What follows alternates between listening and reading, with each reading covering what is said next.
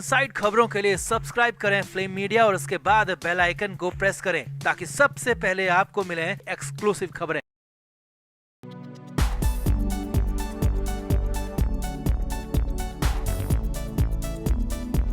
तो महाराष्ट्र के छत्रपति संभाजीनगर में स्थित औरंगजेब की कब्र को हटाने का मामला गर्माता ही जा रहा है, तूल पकड़ता जा रहा है। बजरंग दल और विश्व हिंदू परिषद ने महाराष्ट्र सरकार से इसे जल्द से जल्द हटाने की मांग की है। विवाद के बाद अब कब्र की सुरक्षा तो बढ़ा दी गई है, लेकिन सियासी पार्टियों में भी खूब वाद विवाद देखने को मिल रहा है। जहाँ औरंगजेब की कब्र को लेकर सुप्रिया सुले और संजय राउत भी इस विवाद में कूद पड़े हैं। वहीं देवेंद्र फडणवीस ने साफ साफ कह दिया है कि अगर कोई भी औरंगजेब की कब्र के बारे में बात करेगा, उस क्रूर औरंगजेब के बारे में बात करेगा, उसके विचारों का महिमा मंडन करेगा, तो उसके खिलाफ सख्त कानूनी कार्रवाई की जाएगी और उसकी जिंदगी को फाड़ कर रख दिया जाएगा। जी हाँ, देवेंद्र फडणवीस ने साफ साफ कहा कि उसकी जिंदगी को फाड़ कर रख दिया जाएगा। तो आपको भी पूरा मामला दिखाते हैं, आप भी वीडियो को शेयर करें और अपनी राय कमेंट बॉक्स में जरूर दें।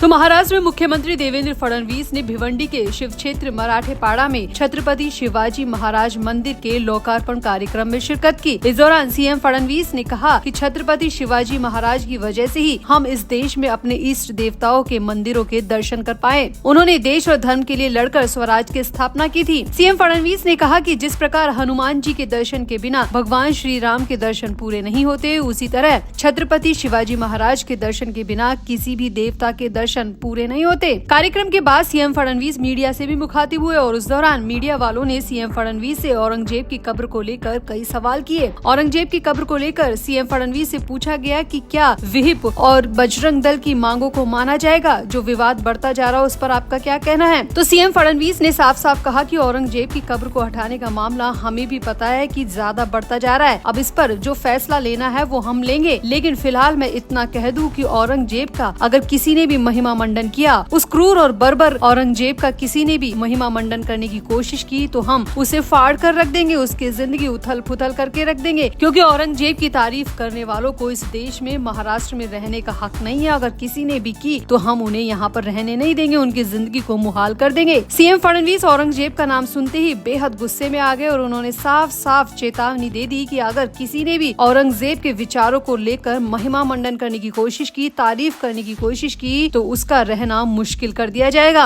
अब जहां देवेंद्र फडणवीस ने तो ये सब कुछ कहा, वहीं पर एनसीपी सांसद सुप्रिया सुले ने कहा कि ये मुद्दा किसी पार्टी का नहीं है बल्कि इतिहास से जुड़ा है। मुझे नहीं लगता कि इस मामले में किसी भी नेता को हस्तक्षेप करना चाहिए, किसी भी सरकार को हस्तक्षेप करना चाहिए, बल्कि इतिहासकारों से इस मुद्दे पर बात करनी चाहिए और इसका सटीक हल निकालना चाहिए। सुप्रिया सुले ने यहाँ पर कहा कि मैं महाराष्ट्र सरकार से अपील करूंगी कि वो गुस्सा होने की बजाय, ऐसे वैसे फैसले लेने की बजाय इतिहासकारों से इस मामले में राय ले और राय लेने के बाद ही औरंगजेब की कब्र को लेकर फैसला लिया जाए, वरना इस देश में क्या होगा ये वो सोच भी नहीं सकते। वहीं सुप्रिया सुले ही नहीं बल्कि संजय राउत ने भी औरंगजेब की कब्र को लेकर अपने विचार मीडिया के सामने रखे। शिवसेना उद्धव गुट के नेता संजय राउत ने कब्र विवाद को लेकर बीजेपी नेताओं पर निशाना साधा। राउत ने कहा कि औरंगजेब की कब्र मराठाओं के शौर्य का एक स्मारक है। ये आने वाली पीढ़ी को बताएगा कि किस तरह से शिवाजी महाराज और मराठा सैनिक आक्रांताओं से लड़ते रहे। संजय राउत ने आगे ये भी कहा कि कुछ लोग अभी नए नए हिंदुत्ववादी पैदा हुए हैं, वो नए नए मूल्य हैं, अभी राजनीति में नए आए हैं, उनको इतिहास का कुछ भी अता पता नहीं है और बजरंग दल और विश्व हिंदू परिषद के पास कोई काम नहीं रह गया है, इसीलिए वो इस तरह की मांगों को लेकर जबरदस्ती महाराष्ट्र में रहने वाले लोगों की जिंदगी को मुश्किल बना रहे हैं, जबरदस्ती विवाद को बढ़ा रहे हैं। जबकि औरंगजेब की कब्र आज से नहीं है और किसी की कब्र होने से किसी को कोई दिक्कत नहीं है, तो ये जबरदस्ती का तूल दिया जा रहा है। उनके पास कोई काम नहीं है और वो इसीलिए ये सब कर रहे हैं। संजय राउत ने यहाँ पर ये भी कहा कि मैं देवेंद्र फडणवीस से ये अपील करता हूँ कि इस विवाद को तुरंत शांत करे, वरना महाराष्ट्र जलने लगेगा। महाराष्ट्र में जो होगा इसका अंदाजा उन्हें नहीं है, क्योंकि जबरदस्ती बेवजह की बात को लेकर, औरंगजेब की कब्र की हटाने की मांग को लेकर जबरन महाराष्ट्र में आग फैलाने की कोशिश की जा रही है, हिंसा पैदा करने की कोशिश की जा रही है, जो कि बिल्कुल भी सही नहीं है। तो कुल मिलाकर औरंगजेब की कब्र का विवाद बढ़ता ही जा रहा है, मामला बहुत ज्यादा गर्माता जा रहा है। जहाँ एक तरफ बजरंग दल और विश्व हिंदू परिषद कब्र को हटाने की मांग कर रहे हैं, वहीं सियासी दल भी आपस में लड़ते हुए दिखाई दे रहे हैं। तो आपको क्या लगता है, क्या औरंगजेब की कब्र का हटना जरूरी है या फिर वाकई में ये एक बेवजह का मुद्दा है जिसे जबरन तूल दिया जा रहा है? आपका क्या कहना है? आप भी अपनी राय कमेंट बॉक्स में जरूर दें और वीडियो को भी शेयर करें।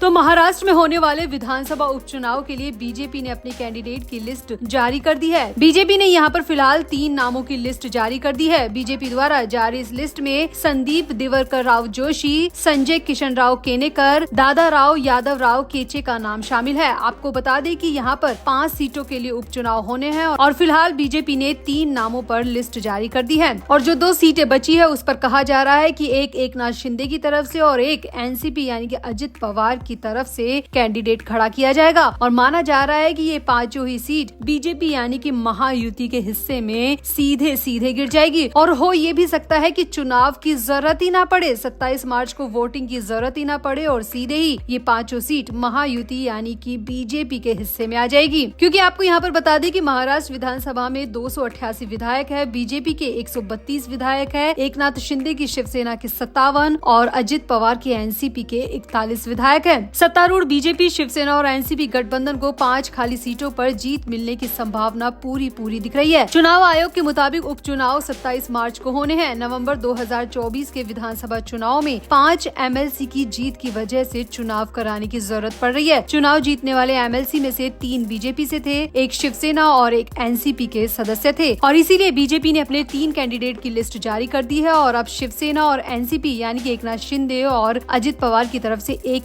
नाम और जारी किया जाएगा। उपचुनावों के लिए अधिसूचना 10 मार्च को ही जारी कर दी गई थी। नामांकन दाखिल कराने की अंतिम तिथि 17 मार्च है। नामांकन पत्रों की जांच की अंतिम तिथि 18 मार्च है और 20 मार्च तक नाम वापस लिए जा सकते हैं। जरूरी हुआ तो 27 मार्च को मतदान होगा, वरना सीधे तौर पर ये 5 सीटें महायुति के हिस्से में आ जाएगी, सत्तारूढ़ भाजपा, शिवसेना और एनसीपी के हिस्से में आ जाएगी। वहीं दूसरी तरफ विपक्ष की तरफ से देखा जाए तो अभी तक उद्धव ठाकरे की शिवसेना यूबीटी की तरफ से कोई हलचल नहीं है, न ही शरद पवार की पार्टी की तरफ से है और न ही कांग्रेस की तरफ से। ऐसा लग रहा है कि ये उपचुनाव पूरी तरह एक तरफा है और विपक्ष पहले से ही हार मान के बैठ गया है। विपक्ष की तरफ से अभी तक उपचुनाव को लेकर किसी भी तरीके की खलबली या फिर किसी भी तरीके का शोर नजर नहीं आ रहा है। विपक्ष चुपचाप बैठा हुआ है, जबकि बीजेपी ने अपने 3 कैंडिडेट खड़े कर दिए हैं। अब एक कैंडिडेट एकनाथ शिंदे और अजित पवार की तरफ से खड़े होने बाकी हैं, यानी कि उनका नाम सामने आना बाकी है। तो आपको क्या लगता है, क्या 27 मार्च को वोटिंग की जरूरत पड़ेगी या फिर हारा हुआ विपक्ष वैसे ही महायुति को इन 5 सीटों पर जीत गिफ्ट कर देगा? आपको क्या लगता है? आप भी अपनी राय कमेंट बॉक्स में जरूर दें और वीडियो को भी शेयर करें।